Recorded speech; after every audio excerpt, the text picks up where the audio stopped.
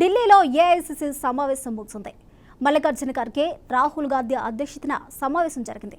నూతన అధ్యక్షుడి ఎంపికపై అగ్రనేతలతో రేవంత్ రెడ్డి చర్చించారు. సమావేశంలో బట్టి విక్రమార్క, ఉత్తమ్ పాల్గొన్నారు. కేబినెట్ విస్తరణ, నామినేటెడ్ పోస్టుల భర్తీపై కూడా చర్చ జరిగినట్టు తెలుస్తుంది. టీపీసీసీ అధ్యక్షునిగా మహేష్ కుమార్ గౌడ్ పేరు దాదాపు ఖరారైనట్లు తెలిసింది. దీనిపై అధికారిక ప్రకటన రావాల్సిందే.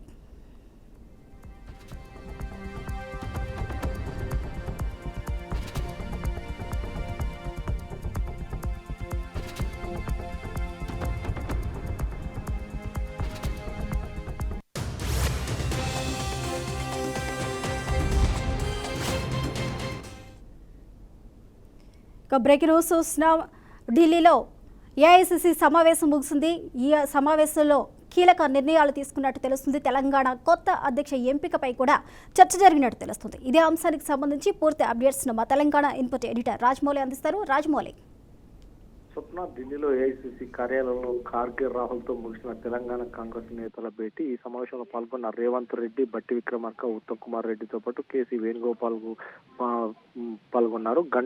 గంట పాటు సాగిన ఈ సమావేశంలో పూర్తిగా అంటే ఎవరెవరి పేర్లు ఉన్నాయంటూ కూడా వారికి లేఖ ద్వారా ఇచ్చారు. ఇక లేఖ ద్వారా ఇచ్చిన సమావేశంలో వారికి అంటే ముగ్గురు పేర్లు వినపడగా టీపీసీసీ రేసులో మాత్రం నియామక మంత్రివర్గ విస్తరణపై చేసిన నేపథ్యంలో ఫస్ట్ తెలంగాణ కాంగ్రెస్ పార్టీ అధ్యక్షుడిని నియమించారు కాబట్టి తెలంగాణ నూతనంగా పిసిసి అధ్యక్షుడిగా మహేష్ కుమార్ గౌడ్ని నియమించినట్టుగా కూడా ఏకగ్రీవంగా వాళ్ళందరూ కూడా ఏఐసీసీ పెద్దలు కూడా ఏకగ్రీవంగా ఎన్నుకున్నట్టుగా కూడా తెలుస్తుంది. ఇది రేపో లేదంటే ఈ రోజు రేపో కూడా దీన్ని అధికారికంగా వెల్లడించినట్టుగా తెలుస్తుంది.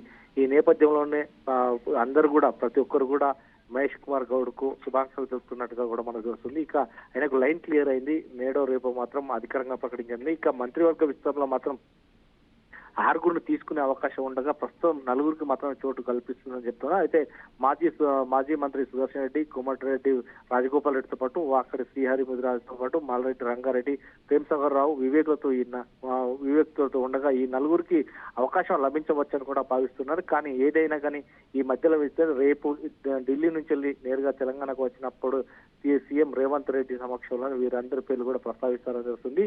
ఇక టీపీసీ అధ్యక్షుడు మాత్రం రేసులో మాత్రం మహేష్ కుమార్ ను ఓకే చేసినట్టుగా కూడా మనకు తెలుస్తుంది. Thank you Rajamouli.